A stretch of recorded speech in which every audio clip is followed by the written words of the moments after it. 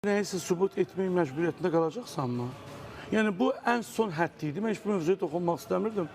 Sən Məryəmlə Məhəmmədin şəxsiyyət vəsiqələrini paylaşdın və bunu etmək məcburiyyətində əslində mən istəmişdim ki, mənim verişim deyiləyəsə, niyə istəmədim sonra? Yapmacıq alınacaqdı. Dedi ki, mənə zəng vurdu, Vəfa nəyə xoşuma gəldi. Dedi, Tolik, qoy mən özüm bunu eləyim. Deməsinlər ki, burada da reklam güdür. Yəni, televiziyada eləyir, bunu daha böyük kütlə görsün. Bunu öz-özünə məsləhət verdin ki, bu bugün olmalıdır.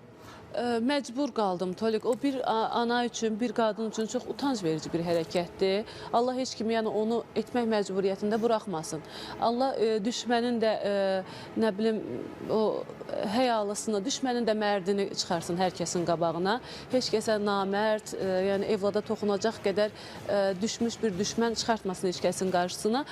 Yəni məcbur qaldım. Bu bir qadın üçün, istənilən qadın üçün bu yəni utanc verici bir şeydir həqiqətən də. Yəni onun mən bəzən baxırdım sosial verilişlərə, kimsə DNT testi verirdi, kimsə nəsə, o qadının yerinə o qədər utanırdım, pis olurdu ki, niyə elədiniz də bunu eləmədən? Kişilər öz uşaqlarından şübhələnirlər bəzi, kişilər belə çıxırlar sosiala. Bu bir qadın üçün çox ayıb, çox utanc verici bir şeydir.